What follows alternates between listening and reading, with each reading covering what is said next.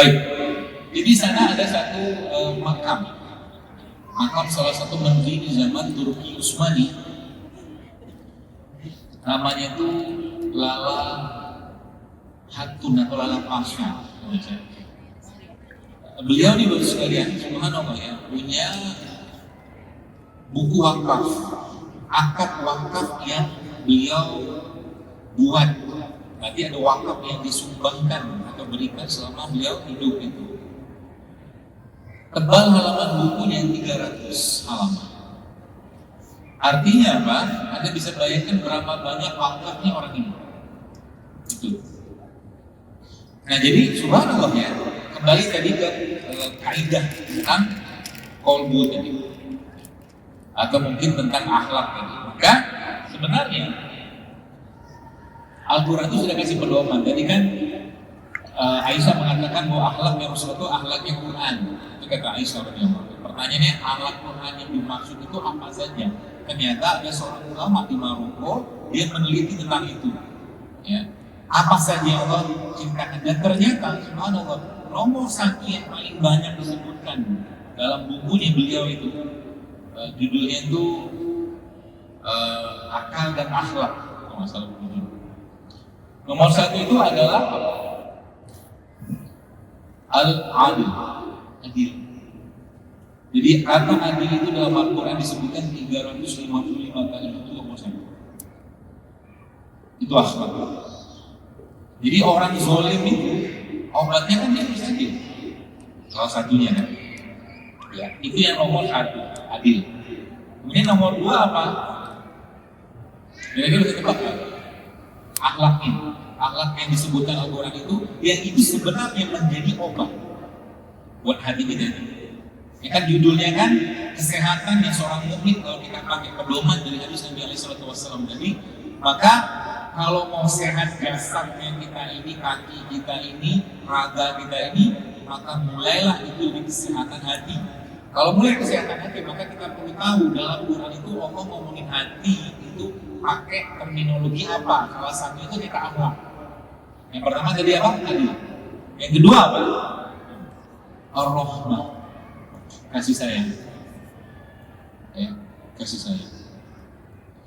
Maka ketika ini Bapak sekalian itu di apa itu namanya kita tadaburi tentunya subhanallah ya. Maka yang terjadi apa? Yang terjadi ketika ini dipasang ke jiwa seseorang, dia mulai minta sama Allah, dia mulai memohon kepada Allah, dia berdoa kepada Allah, ya Allah jadikan aku sosok yang adil, jadikan aku hambamu yang adil, jadikan aku sosok hambamu yang berkasih sayang. Maka pelan-pelan dia seperti berinsan membersihkan hati dari ya. Apa yang terjadi? Sekarang yang terjadi, imannya akan kuat, keyakinannya akan kuat, kedekatan dia akan kuat, sehingga nanti ketika dia memerlukan satu pertolongan Allah Subhanahu wa Ta'ala, dia nggak perlu macam-macam mintanya. Nggak perlu macam-macam. Maksudnya gimana? Gini. Kalau kita lihat contoh mungkin Nabi Yunus alaihissalam. Nabi Yunus waktu di dalam perut ikan besar itulah mungkin bahasa kita begitu. Apakah Nabi Yunus itu bilang, ya Allah keluarkan aku dari perut ikan ini? Jadi ketika mentok masalah kita, pada ini resep sebenarnya. Apapun urusan kesehatan juga sama. Ketika mentok masalah kita, maka yang muncul dalam lisan kita, pikiran kita itu justru malah, kalau bahasa saya itu adalah bahan bakar utama jiwa kita atau iman kita itu apa? Tauhid atau akidah. Maka Nabi Yunus alaihissalam ketika kita lihat di dalam perutnya ikan besar itu, ya beliau nggak doa ya Allah keluarkan enggak, tapi doa zunnun yang kita sering baca itu la ilaha illa anta subhanaka inni kuntu, mengagungkan Allah saja. Hanya mengagungkan Allah saja. Apa yang terjadi? Kata Allah kan, dan kami kabulkan doanya sekian lama. Jadi Masya Allah baru sekali, kalau ini kita pakai, jadi sebenarnya kita tuh nggak perlu mikir macam-macam aslinya kalau kita menggunakan kaidah, akidah atau tauhid ini dalam semua urusan kesehatan juga sama. Contoh nih, Imam Ibnu Qayyim rahimahullah itu pernah dalam satu riwayat sebutkan beliau pernah mengalami demam sakit kepala gitu, dan beliau saat itu berada di pelataran Masjidil Haram. Ya. Lalu beliau kerjakan karena nggak ketemu COVID, nggak ketemu obat segala macam, imannya bicara, dia cuma ambil air zam-zam. Beliau cuma ambil air zam-zam.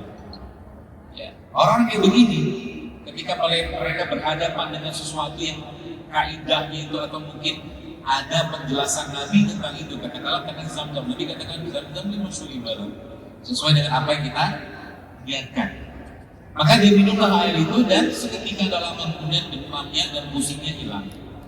Kenapa bisa kayak begitu? Karena keyakinannya luar biasa. Sekarang saya tanya, ada yang minum air zam-zam, sudah minum zam-zam, katakanlah semua yang sudah pernah minum, ya, yang belum mudah-mudahan dimudahkan untuk minum langsung di haram saja.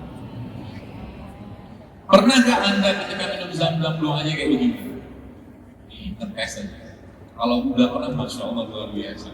Karena inilah kaidah dipakai oleh para salafus saleh itu ketika mereka berhubungan atau mungkin ya dekat dengan sesuatu yang ada janji atau jaminan dari Nabi SAW. Jadi salah satu yang mereka dapatkan ya dalam satu buku tentang air zam-zam itu, mereka minta gini ketika minum air zam-zam, ya Allah, berdoa mandi dengan zam-zam yang ku minum ini, ya Allah, maka hilangkanlah dahaga di padang mahsyar nanti, ya Allah. Aduh banget tuh, dunia sekarang kiamat aja belum, kau belum ke padang mahsyar. Saking yakinnya mereka dengan benda kayak begitu. Ya, ini dipakai nih, misalkan bahasa akidah ini bagusnya kita pakai pada konteks-konteks yang ada jaminan Nabi Sallallahu Alaihi Wasallam. Contoh. Madu, ya, ada madu sini.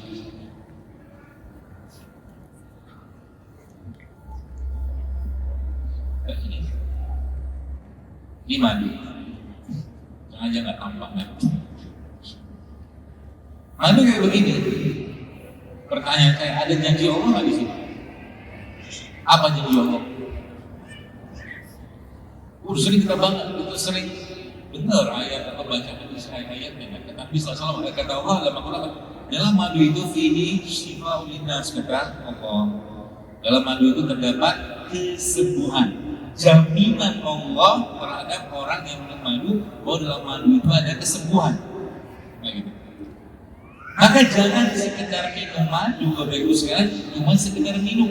Agihlah janji itu kepada Allah ketika minum, sehingga itu memberikan kebahagiaan akan janji tadi. Nah, ini masuk ke bab tadi sebenarnya, al-khair wa as-sa'adah, baik dan bahagia. Apalagi seluruh syariat yang kita kerjakan itu, sholat kita, puasa kita, sedekah kita, ya, apa itu namanya, zakatnya kita, semua yang kita kerjakan itu membuat kita bahagia. Cara bahagia gimana? Nikmati. Kalau mau nikmati cara gimana? Berlama-lama dengan itu caranya. Itu sebabnya Bapak sekalian,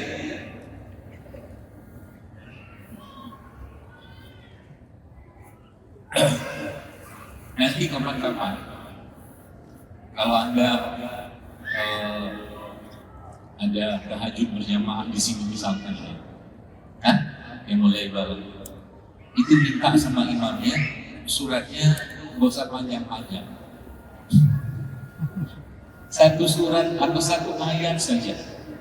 Contohnya kalau surat, satu ayat saja dibaca dari pagi sampai jelang subuh, satu ayat itu.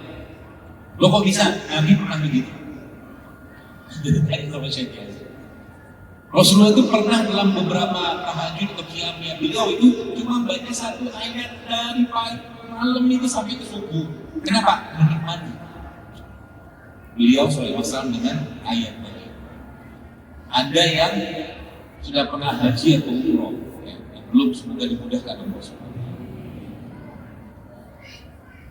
Kita tahu salah satu imam besar di sana namanya kan Syekh As-Sudaisi. Syekh Sudaisi itu bagus sekalian. Kadang-kadang dia baca ayat kan, kemudian ketika baca tiba-tiba nangis, betul? Pertanyaan saya sekarang, kita pernah mikir nggak waktu beliau ya menangis itu, nangisnya karena ayat apa?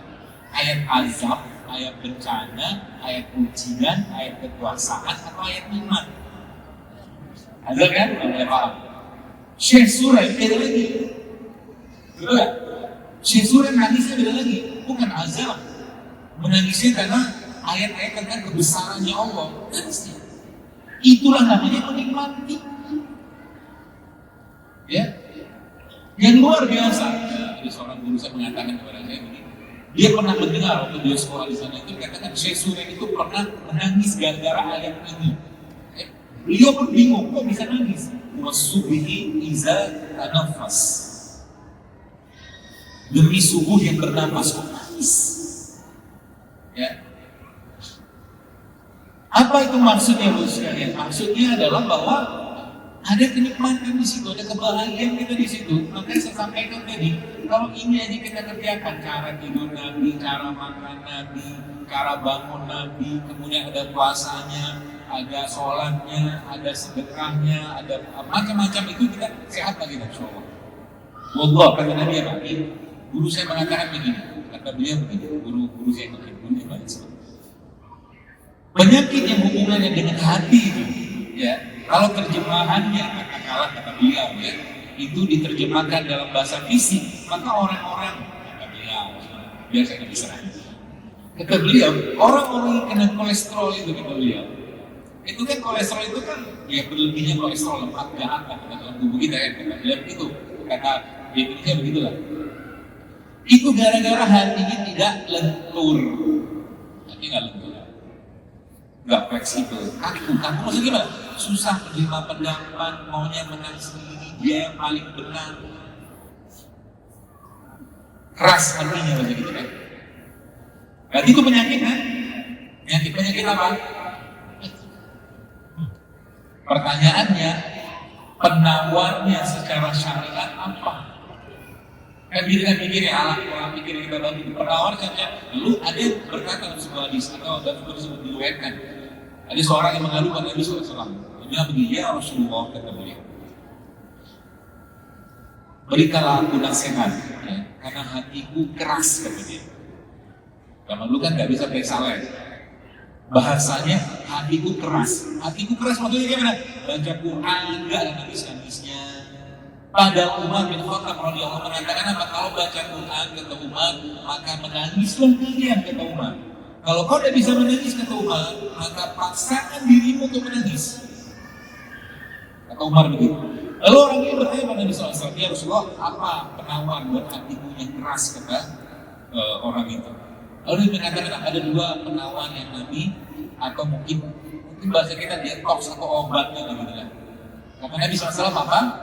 Berilah makan orang miskin. Berilah makan orang miskin yang pertama. Yang kedua kata Nabi SAW, dan usaplah kepala anak. Jadi itu obatnya.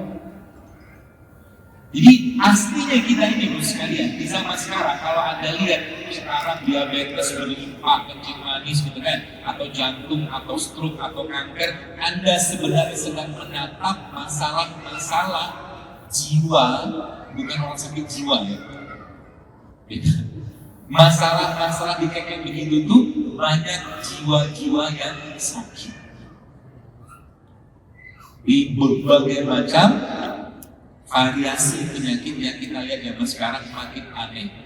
Subhanallah, saya 20 tahun stroke sekarang udah banyak.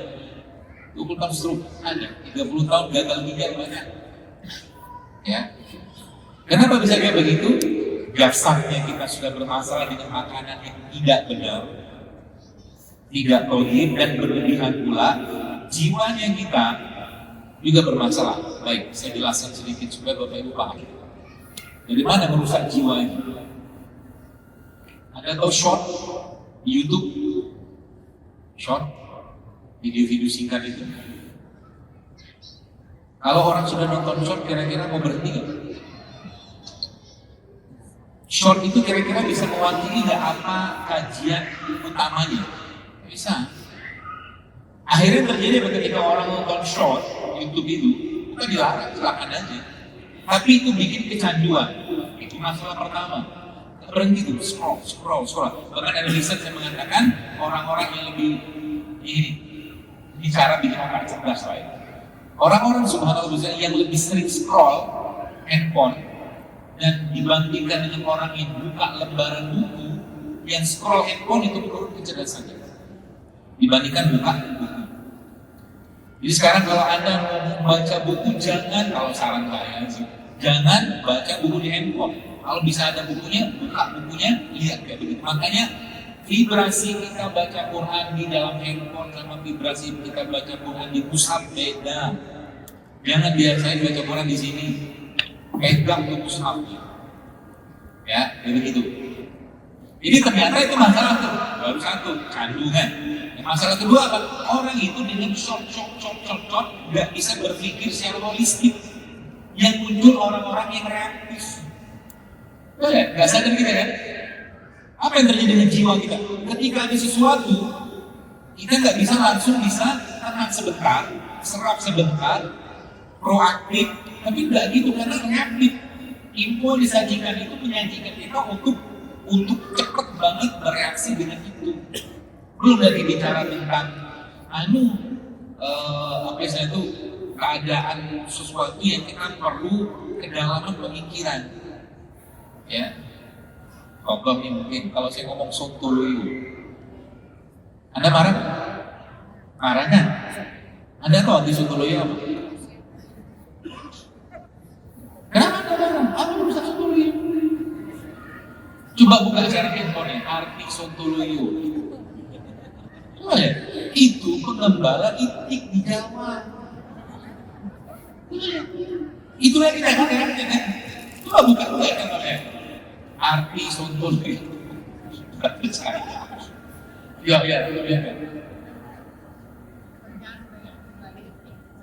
Apa namanya?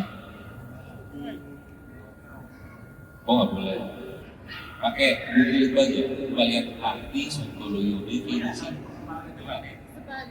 Ya, sontoloyo adalah sebutan bagi pemilik pekerjaan sebagai pengembala itik atau bebek, atau disebut juga tukang angon bebek di Pulau Jawa. Udah suzon sama saya.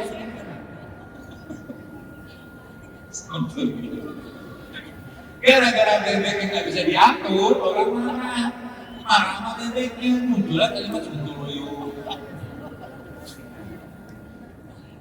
Itu kita sekarang. Jiwa kita sudah habis obrak-abrik. Ya. Makanya kalau sudah jatuh cinta sama ini, nggak bisa lepas sehari ada detox, nggak ada pegang handphone. Kasih tahu sama relasi kita, partner kita segala macam. Kenapa? Kalau udah kayak begini terjadi kok makin bodoh. Nggak ada ceritanya. Adiksi. Di Israel itu sekalian ya.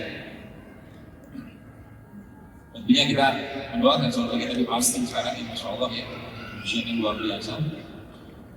Ada suatu tempat sekolah di sana. Ya. Nanti kalau mau lihat dari itu namanya kibbutz. Kibbutz itu sekolahannya Israel, kawasan berhektar-hektar. Orang mau masuk kibbutz itu dipilih dari sembarangan karena masuk kibbutz itu gratis. Ketika dia menikah dan berkehidupan di situ, kemudian anak-anak itu gak dikenalkan sama ini, gak ada pegang handphone. Yang dikenalkan apa? Pertanian, perkebunan, gak dikenalin handphone. Di sana loh sekalian, rumah-rumah. Jadi kalau orang sudah menikah, langsung dapat rumah, langsung dapat mobil. Dan rumah itu gak ada dapurnya di rumahnya. Gak ada dapur umum. Jadi kalau mereka mau makan siang pagi segala macam, ngumpul trium bareng, bersosialisasi. Itulah tujuannya kalau kita lihat dalam Al-Quran aslinya. Ya, cuma lagi-lagi kita kayak gini, ya.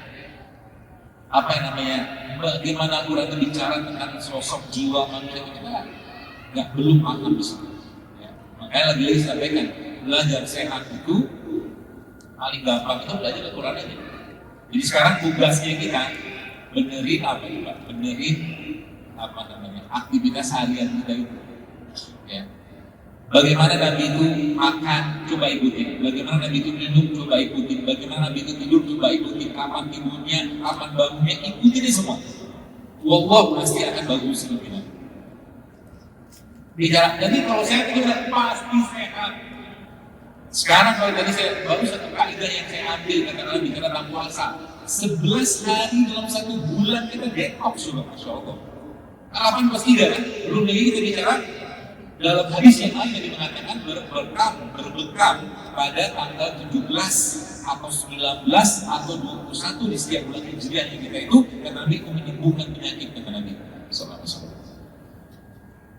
Semudah itu. Ya.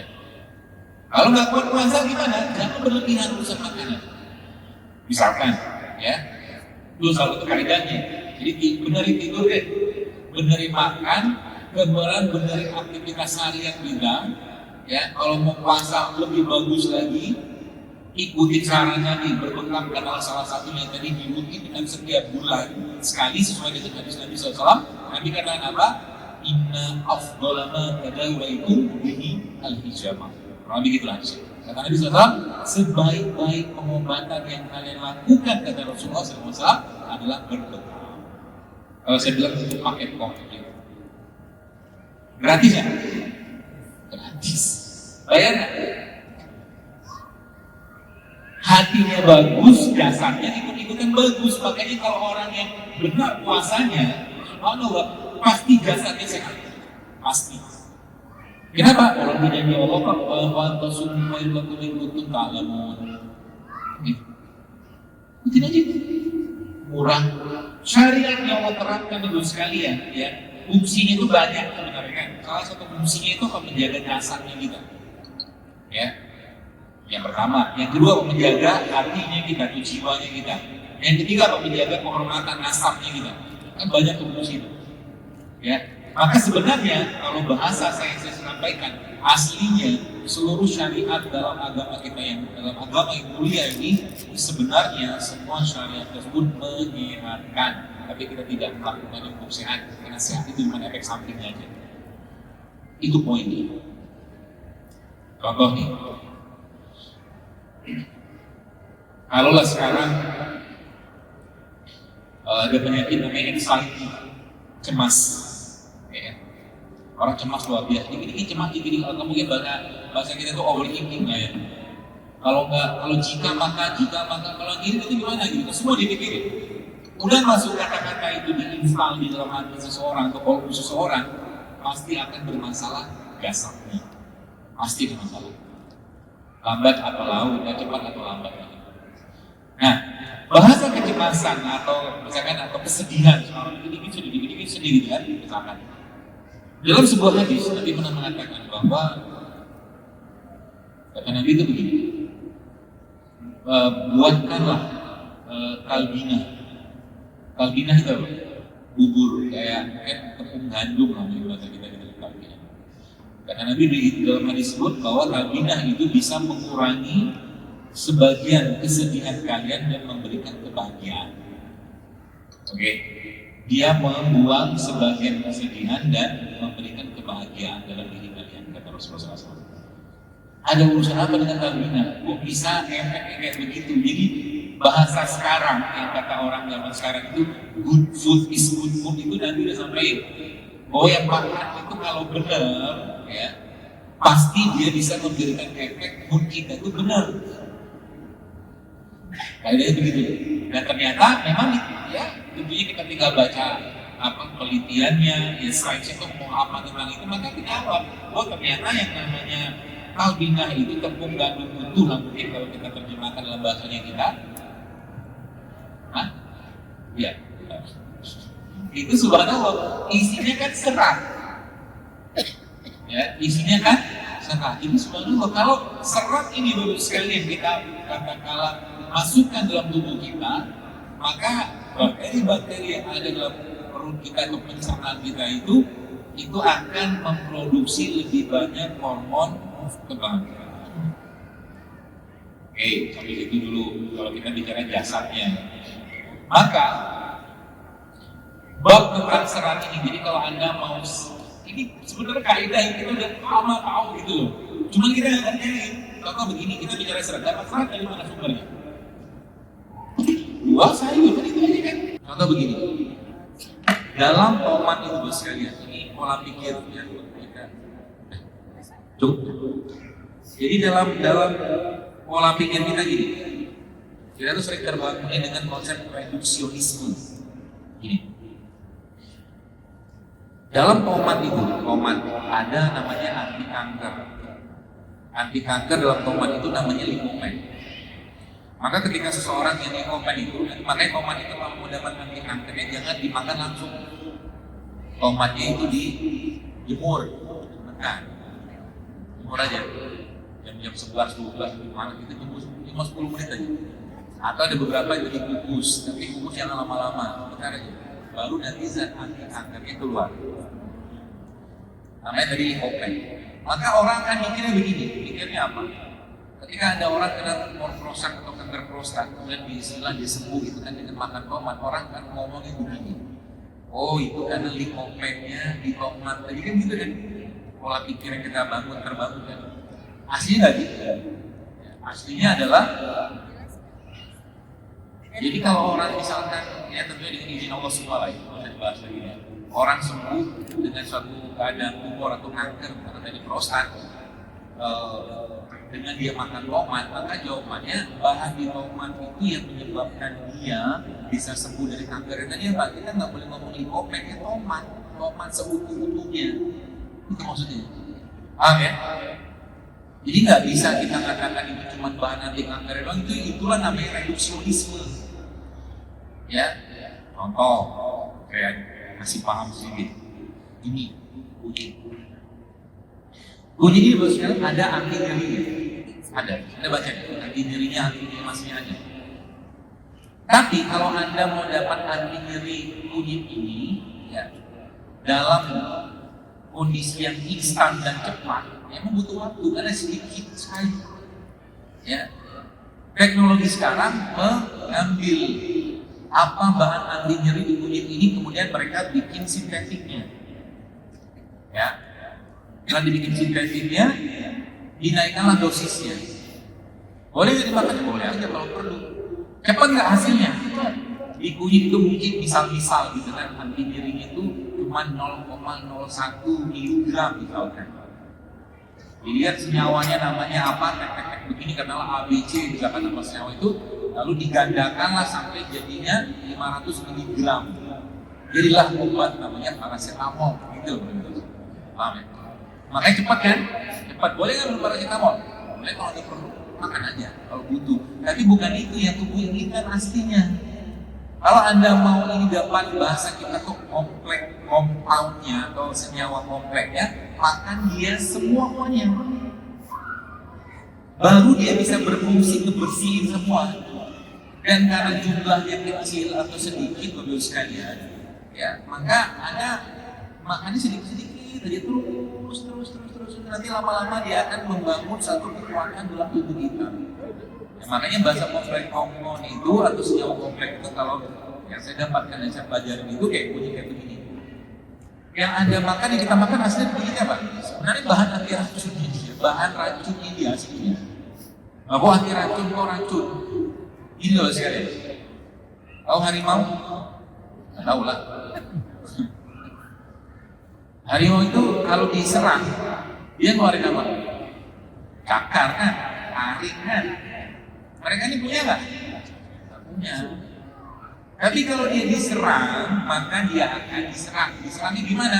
Terserah Anda mau nyerang dia kayak apa? Anda pukul dia, Anda geprek dia, Anda panaskan dia, maka dia akan mengeluarkan bahan-bahan untuk melindungi dirinya yang bermanfaat untuk kita. Itu kaidahnya. Maka kayak makan kunyit kayak begini, berarti semuanya iya aslinya. Jadi kalau Anda mau makan, cuci bersih-bersih saja ini, ya kulitnya ini gitu kan. Ada siksa dia, ada geprek, siksa, gitu kan. Muncul aromanya. Itu bahan apa namanya itu bentuk perlindungan dirinya dia.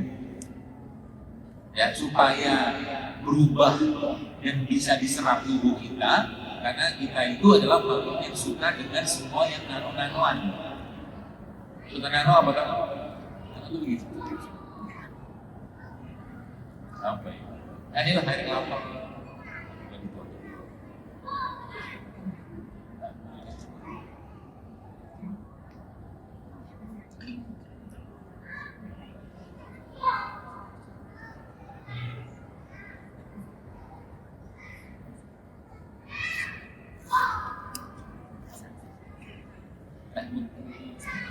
Air kelapa.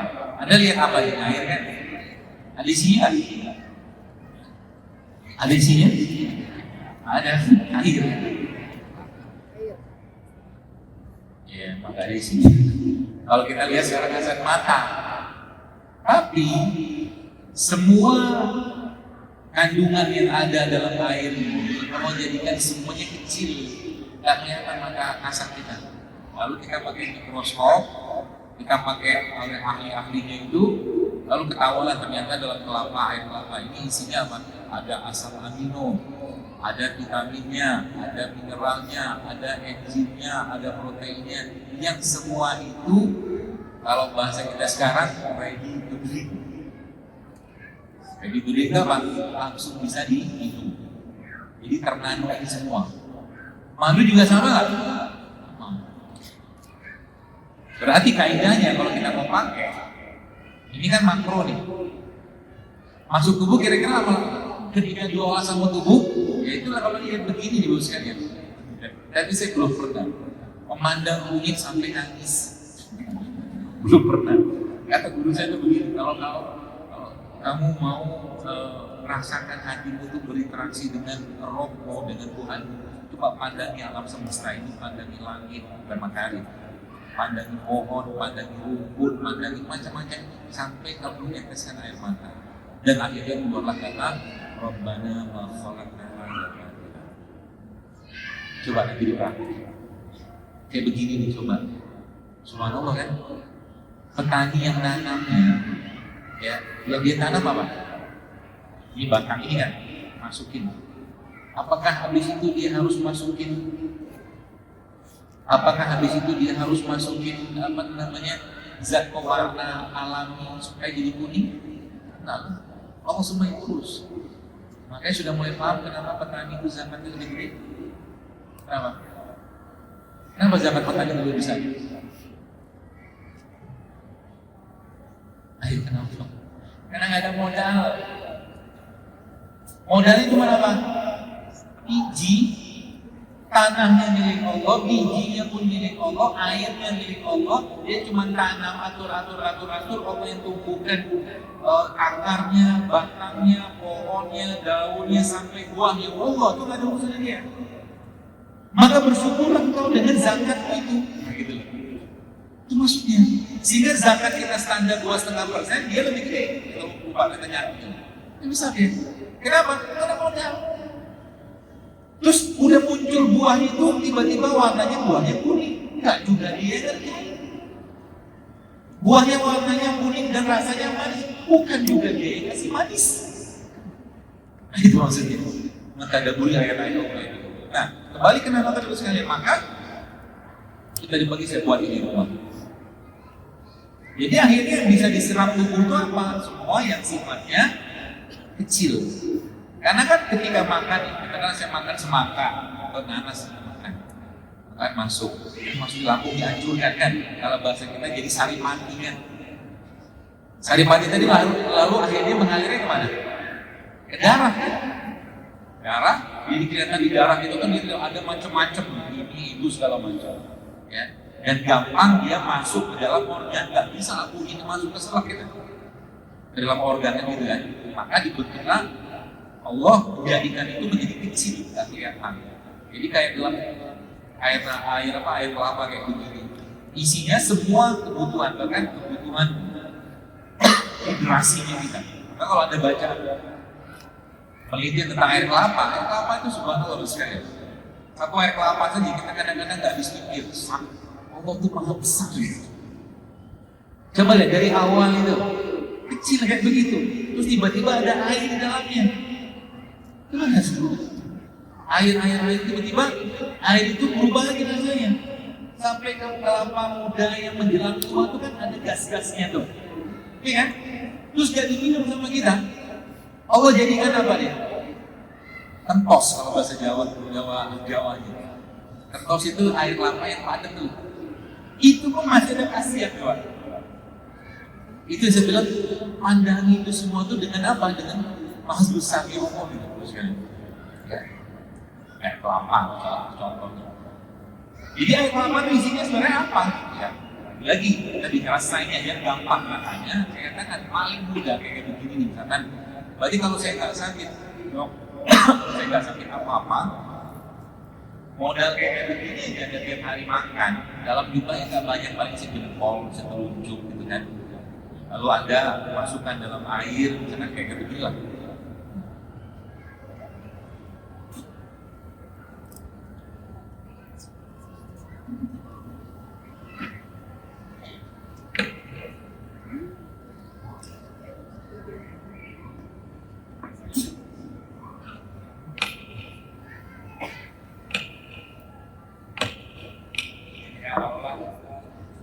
Kalau ini dipotong apa dibuka kulitnya, kalau seandainya pun tidak juga apa-apa, bersih aja. Ada potong-potong lah ini ya, atau ada geprek gitu kan. Perlu air panas ya. Kalau mau cepat penyiksaannya, pakai air panas, gitu. Ya, nggak usah. Kalau enggak ya potong-potong gini kan ada geprekannya.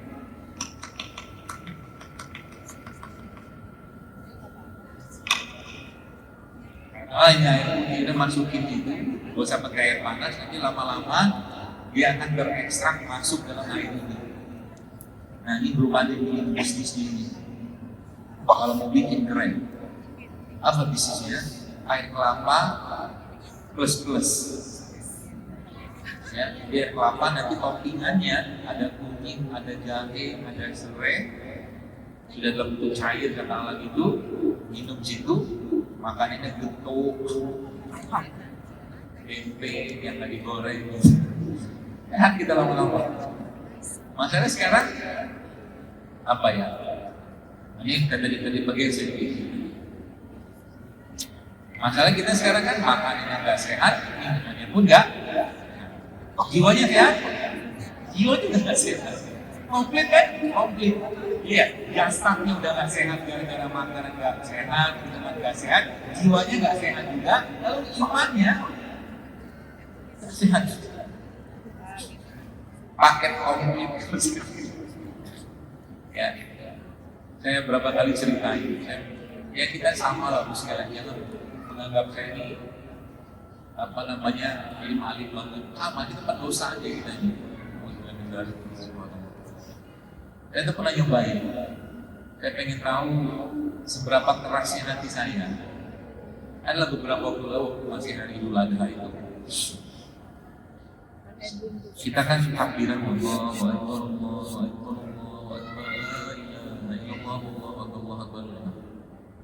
coba.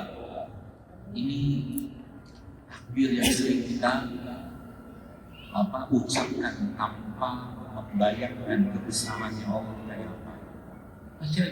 Baca takbir dengan cengenges, nggak ngerti besarnya Allah kayak apa.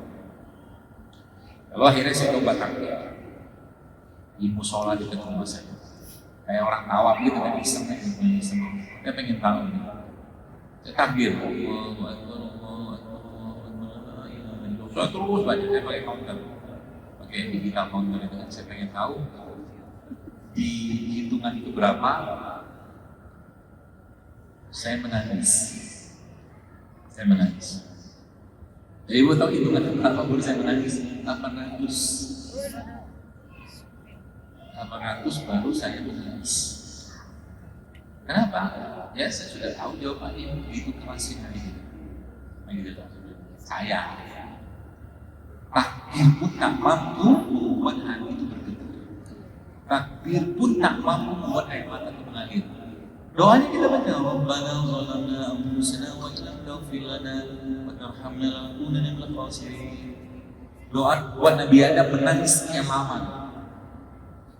Kita baca itu ya segitu-gitu. Nah gitu lah kita. Kalau kata seorang ulama, sehingga saya sahabat, dikatakan begini, istighfarnya kita tuh masih memerlukan istighfar. Istighfar kita ini perlu istighfar lagi untuk minta Allah mengampuni. Istighfar tadi tidak berefek.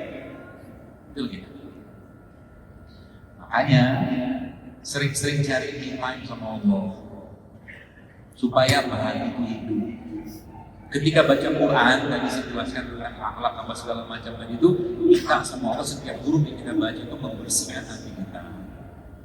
hasadnya dibuang, dendamnya dibuang, bencinya dibuang, gak pilihnya dibuang, bapernya dibuang. Karena Al-Quran itu obat. Ini cuma 20%, mungkin 10% saja. Ya, kita ini masalahnya tadi apa kan? Iman, gak ada rasa nikmatnya. Saya baru ngerti kenapa para sahabat itu, radhiyallahu anhum ajma'in, itu mereka itu Ibu sekalian, ketika Ramadan datang bahagianya minta ampun. Orang-orang zaman sekarang Ramadan datang justru malah sedih, tidak bisa makan. Karena recehnya mereka itu dalam memahami kaidah iman itu, justru malah iman itu naik dengan kita mengurangi makan atau justru malah berpuasa. Iman tuh naik di situ. Kita malah sebaliknya. Ya.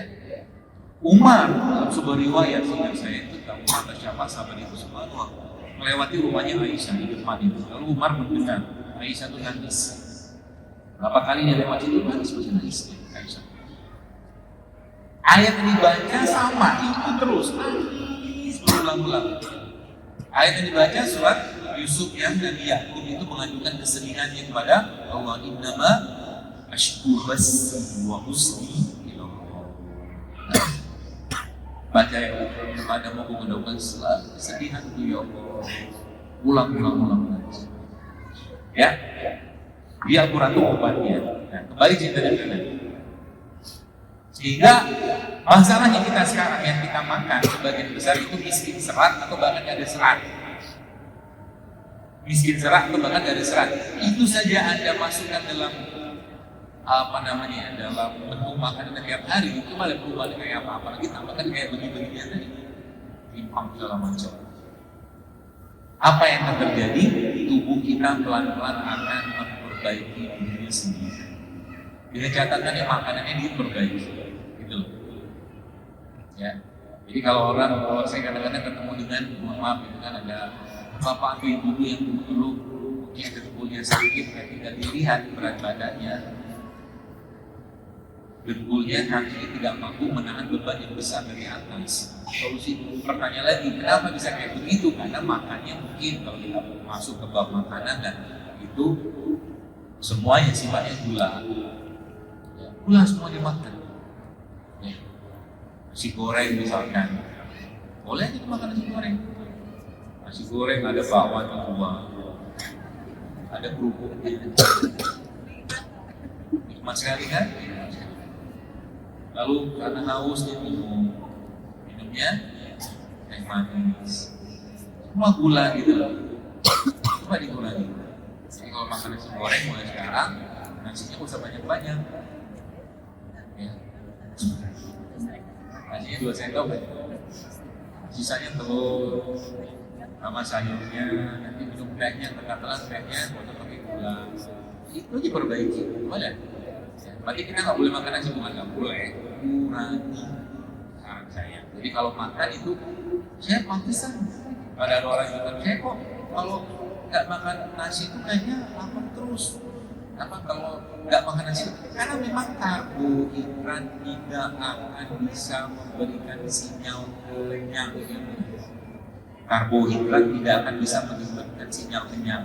Jadi kalau Anda mau kenyangnya bertahan lama, maka Anda makanlah protein, daging, ikan, telur, tempe, protein. Dia akan memberikan sinyal lebih lama kenyang dalam tubuh kita. Itu konsepnya. Ya, jadi kalau mau makan, karena bubur ayam, makannya bubur ayam. Jadi banyakin ayamnya.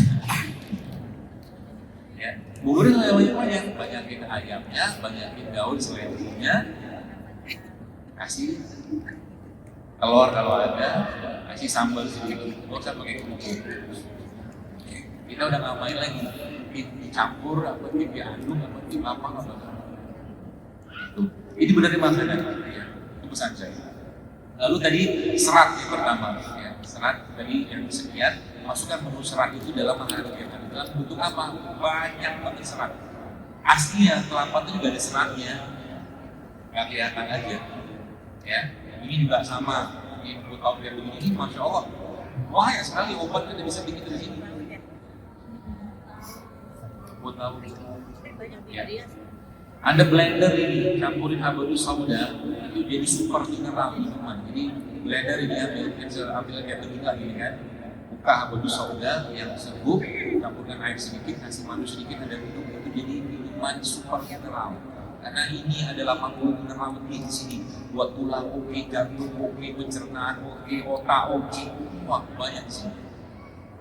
Blendernya kasih air, airnya boleh pakai ini misalkan, campurkan sedikit, mungkin kalau biar ada anget-angetnya, kasih jahe, air jahe sedikit, udah dapat.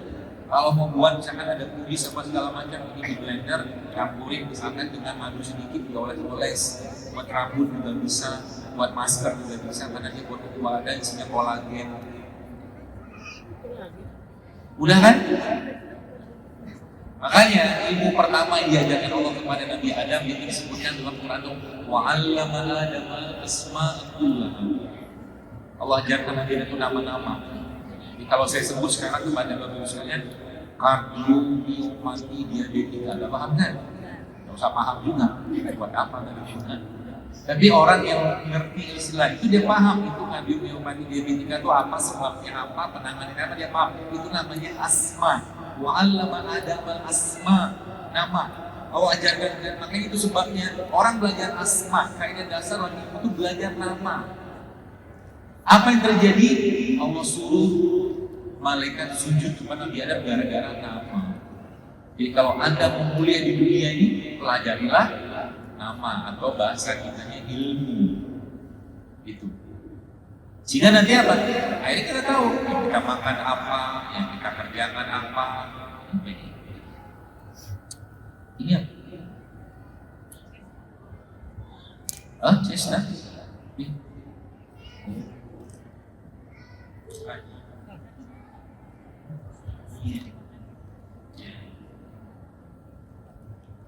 Ada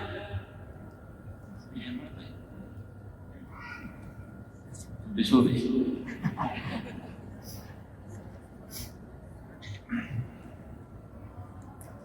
Ada dokumenter baru saya lihat di TV lah ya, TV berbayar, numpang akonnya keponakan. Ada dokumenter ini, salah satunya disebutkan di situ, yang disebutkan adalah tentang dokumenter negara-negara yang penduduk itu usia harapan hidupnya tinggi-tinggi. Ya. Salah satunya itu ada di Okinawa, Jepang itu ngasih kalau ibu mau perhatikan bagus. Jadi Okinawa disebutkan ada beberapa budaya makanan mereka itu yang mereka nggak pernah tinggalkan tiap hari. Ya. Yang pertama itu ini. Jadi ternyata kunyit itu punya efek anti-aging. Gitu. Jadi orang Okinawa itu mereka minum ini tuh tiap hari, dibikin wedang, dibikin apa, segala macam pakai kunyit Okinawa. Ya, yang pertama itu. Yang kedua, mereka sangat banyak atau sangat tinggi konsumsi ubi-ubian. Salah satunya ubi ungu. Di Okinawa tuh dia makanan mereka tuh, camilan mereka tuh ya kan ubi-ubian itu. Ya, itu satu tempat. Lalu tempat yang lain ada lagi tuh disebutkan mereka punya usia yang rata-rata 90 ya, tahun itu. Salah satu yang mereka konsumsi itu apa? Ini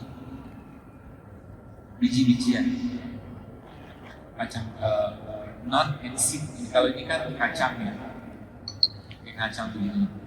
Itu masuk di mereka itu jadi makanan camilan, dan itu di Indonesia banyak. Gak boleh mahal-mahal, bisa siulah, edamame bisa boleh mereka, ya. Atau mungkin kacang kayak walnut, atau mungkin Brazil nut, macam-macam nut gitu, ya. Kemudian itu yang kedua. Terus yang ketiga, saya kasih bungkusnya aja. Yang ketiga itu sangat tinggi konsumsi lemak tak jenuhnya, ya. Salah satunya itu minyak zaitun. Jadi beberapa mereka itu sehari itu bisa 10 sendok makan minyak zaitun. Kultur itu apa banyak itu. Selama 5 waktu sholat 2 saya udah cukup. Subuh 2, zuhur 2, asar 2, maghrib 2, isya 2. Itu membuat mereka punya lifespan, waktu hidup itu lebih panjang. Modalnya zaitun doang. Mahal dok minyak zaitun, kan? Ganti aja pakai minyak kita. Apa itu minyak jelantah? Gua minyak kelapa, BCO. Kalau nggak punya minyak jahitan BCO ya lumayan. Dok, saya nggak punya BCO, mahal. Kan gitu kan? Selalu banyak alasan gitu. Komplit alasan untuk hidup sehat. Gampang, makan kelapa aja. Mana kelapa? Kelapa tua. Kelapa tua. Yang buat santan itu, ya. Jangan dibendam terus. Ya. Kelapa tua itu ada tiap hari seperempat aja makan. Itu bagus kan lemaknya buat jantung, buat pencernaan, buat otak. Kelapa tua dimakan aja. Paling gampang gimana? Bikin kayak kemarin hari apa? Baru kemarin. Kayak paling suka beli jajanan tradisional yang di sini tuh macam-macam, ada getuk, ada apa timbul, gitu kan? Itu wajib dia pasti pakai apa? Itu ada ilmunya itu. Kenapa ilmunya? Kalau Anda mau karbohidrat itu tidak memberikan efek gula yang langsung besar setelah kita makan, maka Anda harus kasih lemak. Lemaknya harus lemak yang bagus. Ya, maka kalau di rumah dok saya belum bisa tinggalkan nasi, nggak apa-apa, pilihannya dua, nasinya ada campur dengan minyak BCO, campurin, atau nasinya ada campur dengan biji-bijian, karena udah banyak produknya itu, udah sebutin lah, udah paham, campurin ke biji-bijian, ada ambo soda, ada wijen, segala macam, jadi nasi itu berserat, ya, itu, jadi kelapa itu, ya, makanya karbo itu supaya tadi dia nggak bikin badan kita tuh berat, maka campurkan minyak. Maka udah benar sebenarnya orang makan getuk atau makan itu kan karbohidrat kan? Campurkan dengan kelapa. Udah benar. Supaya kita nggak terlalu banyak bebannya dan energinya bisa lebih tahan lama, maka kelapanya Anda lebih banyak aja makan. Gitu. Nanti terjadi apa? BAB-nya lancar, jantung bagus, otak bagus, itu keren. Kan katanya ada grup, saya pernah ngobrol tentang kelapa itu, ada orang di Facebook apa-apa gitu, ada grup komunitas kelapa mentah katanya, ya, macam-macam lah.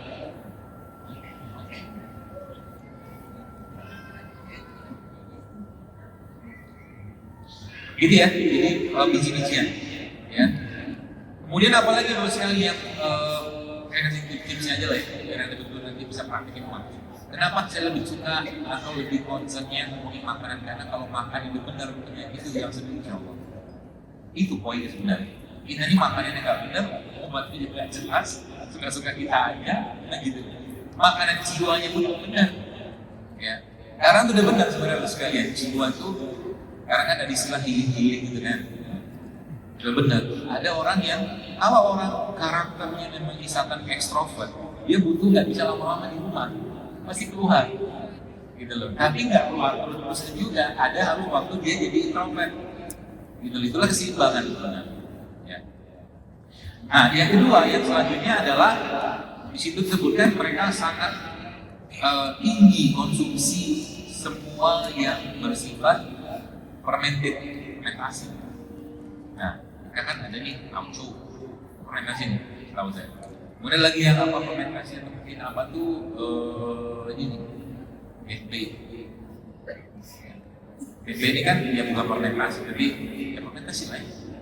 Dia pakai ragi dari kedelai gitu lagi dimakan BB, apa aslinya itu sebenarnya ya kalau budi goreng boleh nggak? Boleh aja, cuman minyak lagi, ya. Atau nih oncom nih yang semakin, ini kan mungkin kalau atau orang-orang teknologi pangan ini kan over fermented kan, fermentasinya sudah apa sih itu?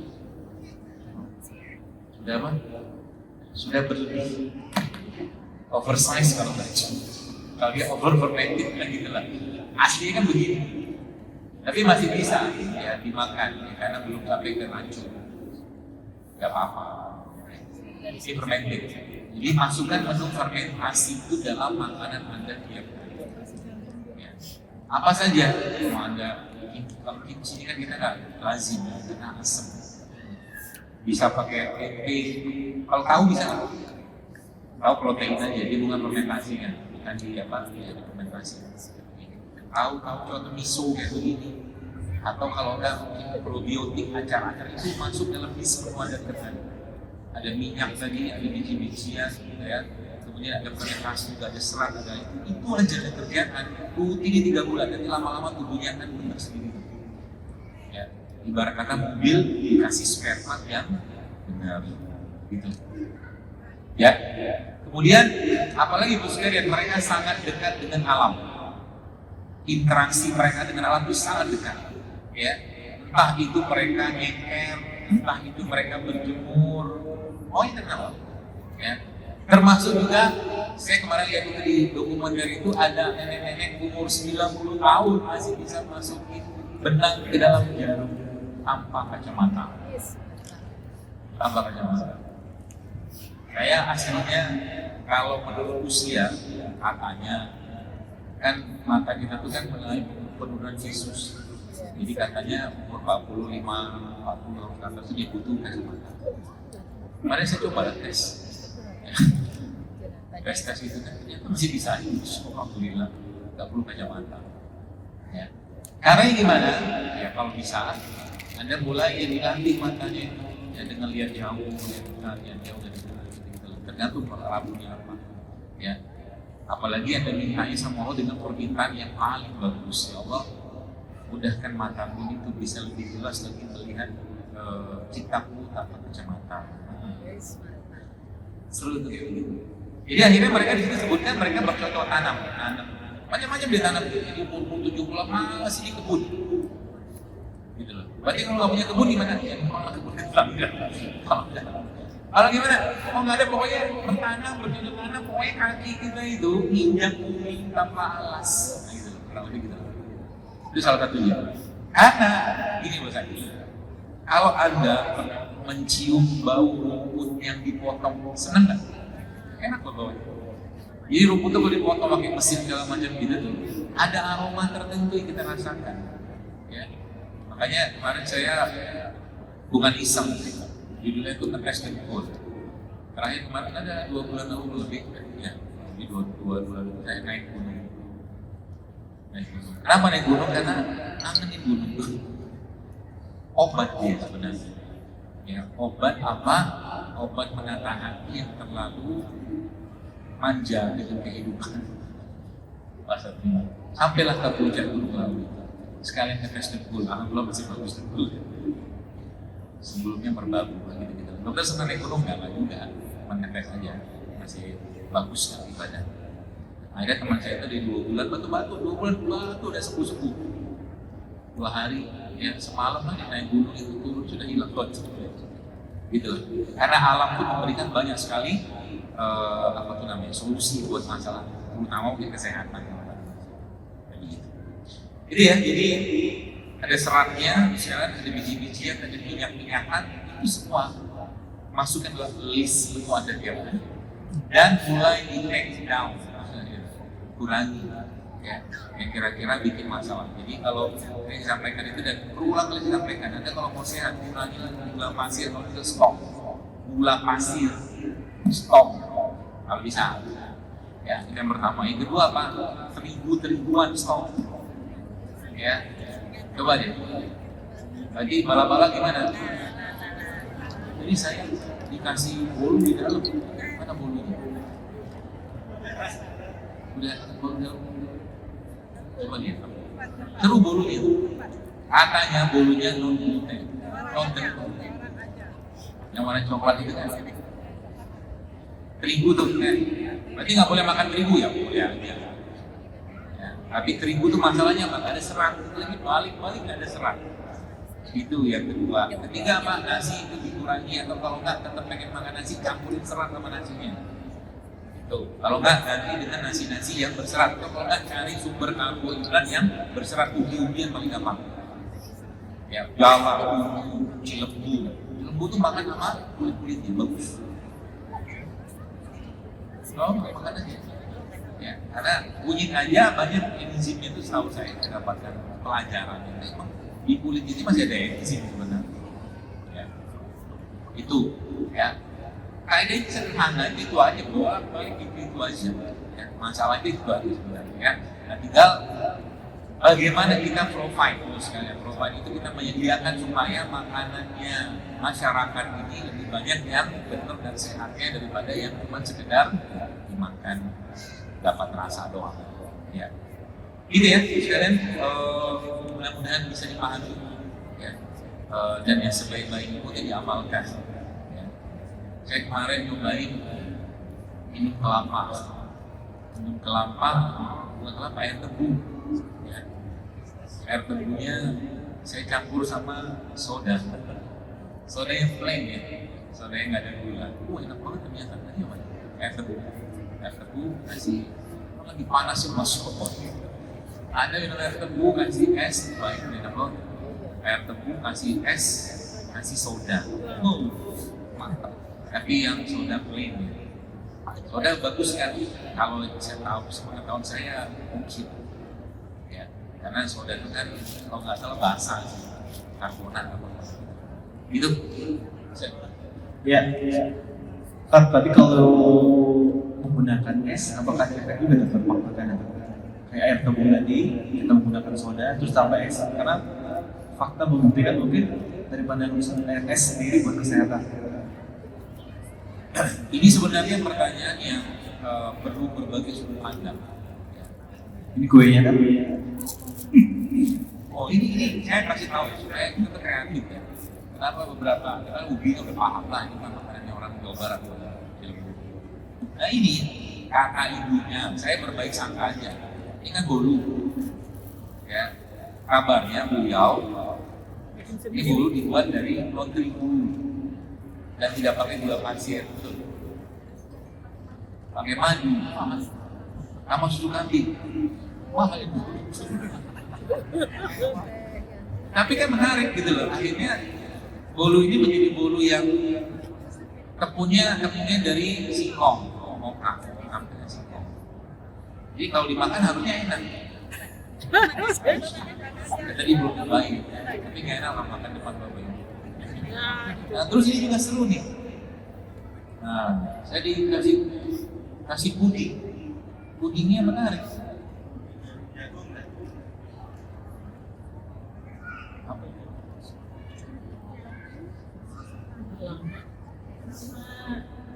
Jagung, susu kambing itu untuk puding yang pakai jagung. Kalau yang gula merah hanya susu kambing. Berdiri. Ini ya, saya kasih tahu masa depan kesehatan nanti itu kayak begitu ya. Ini saya kasih contoh ini. Yang ininya nggak bisa dimakan ya. Saya tadi mau makan ya. Ternyata ini apa? Ini susu kambing. Iya betul ya Bu.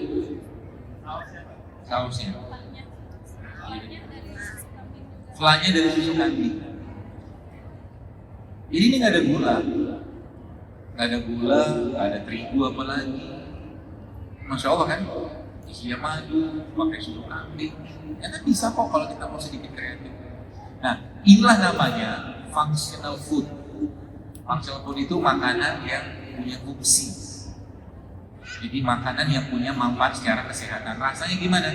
Harusnya enak. Saya belum cobain. Mau? Nanti beli kali. Nanti saya coba. Nah ini yang ada yang rumah yogurt ini ya. Yogurt itu kan fermentasi juga kan. Nah cuma nanti kalau Anda mau revitalisasinya juga, kalau mau beli makan yogurt, carilah yogurt yang non gula. Ya, nanti yogurtnya itu plain, ya plain. Nanti kalau Anda mau tetap pengen ada manis, saya campurin madu aja. Ya. Jadi negara-negara yang beberapa saya baca itu dalam literatur itu yang konsumsi yogurtnya tapi plain ya, yogurt beneran Indonesia ada di Sumatera Barat yogurt ala Padang atau ala orang Sumatera Barat, namanya tuh daging orang Padang. Jadi itu sederhana banget loh sekali, tapi diteliti sama orang Jepang. Ya ternyata daging itu cuma susu kerbau dimasukkan ke dalam bambu secara tradisional, terus difermentasikan, dibiarin aja semalaman, nanti dia mulai terbentuk fermentasi apa gitu tuh. Nah itu ternyata diteliti, itu bisa menghambat pertumbuhan salah satu bakteri yang patogen namanya Staphylococcus. Jadi seperti antibiotik loh daging. Ya sama kayak yogurt, ada yogurt kayak gini kan sebenarnya dia punya juga kandungan bakteri sebenarnya, ya Lactobacillus bifidus segala macam itu. Ya, jadi mudah sebenarnya. Ya, jadi functional food kayak begini sebenarnya kalau Anda tanya sama saya, orang-orang yang di Okinawa, ada lagi itu di Korea beberapa tempat, Amerika sebagian, itu tuh mereka kadang-kadang bingung kok bisa umur mereka tuh panjang-panjang. Ditanyain apa yang mereka, apakah mereka nggak ngomong spesifik apa gitu, ya, kami makannya ini, tapi ternyata ketika makan itu benar, masya Allah kan, salah satu umur yang terbaik itu umur panjang dan dia banyak amalnya. Itu yang didoakan sama Nabi. Kita berdoa, jadi umurnya panjang dan amal soleh itu amal kebaikan banyak, ya begitu. Jadi ini kaidah-kaidahnya. Jadi menurut saya itu di rumah tuh kita mulai ajarkan lah ya, atau mungkin anak-anak, suami, istri di rumah makanan-makanan mulai diperbaiki gitu. Kasian ya, kalau saya lihat sekarang itu kondisi pemakanan kita tuh udah makin kacau. Jadi kan paket kerusakan itu komplit banget gitu. Jasadnya masalah, jiwanya masalah, ruhnya juga masalah. Ada nikmat-nikmatnya ya. Contoh, mulai sekarang kalau makan jangan dengan handphone.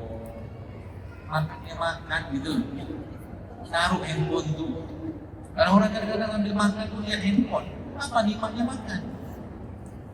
Ya. Akhirnya apa? Makanan jadi komoditi. Foto lagi. Kita bisa oh, mana kita hidup apa namanya? Bahasa itu living the moment, live the moment, bahasa mereka. Jadi kalau lagi makan ya makan. Zaman dulu tuh saya ingat banget gitu ya, kalau orang tua itu ngajakin makan, ayo makan, yuk bareng kumpul itu. Nggak ada kita handphone. Ya Allah, ini benar-benar sama sekarang ya. Kadang-kadang makan pun lupa basmalah, yang diingat cuma foto doang. Post gitu kan. Akhirnya gak ada yang dinikmati, ibadah tuh sholat gak nikmat, tilawah gak nikmat. Aduh ya Allah, itu bapak kita kayak begitu Pak Bu ya.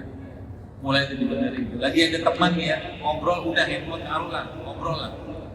Karena itu obat, ngobrol sama teman, saudara, bahkan ngobrol sama orang istri itu obat sebenarnya. Ya, semuanya. Gitu ya. Masya Allah, alhamdulillah. Dan apakah ada sisi tanya jawab dulu kita sebelum tadi yang air dingin, apakah bagus dari berbagai sisi tadi? Oke. Sambil ingin Ustadz mencari jawaban tentang kita minum air es, apakah baik buat kesehatan? Iya. Baik. Jadi air es itu maaf. Tadi sekarang memang kalau kita melihat sesuatu itu dari satu kaidah saja mungkin nggak bisa ketemu kita. Ya. Contoh begini, saya sempat juga ada yang menyerang saya tentang air es itu. Ya. Karena saya bilang sebenarnya nggak bagus-bagus banget sih minum air es. Kenapa? Saya tidak menggunakan kaidah keilmuan modern. Saya pakainya kaidah keilmuan di luar modern tentang organ. Ya, manusia itu ya ada organ-organ dalam tubuh kita, ada organ yang bersifat panas, ada organ bersifat dingin. Ya, dan mereka tuh harus seimbang. Organ panas pasti punya dingin, organ dingin pasti punya panas. Contoh organ panas itu apa? Jantung, organ panas. Tapi jantung itu punya dingin 10% gitu bahasa kita. Nah, organ dingin kita namanya apa? Ginjal. Tapi ginjal itu dia punya unsur panasnya 10%-nya.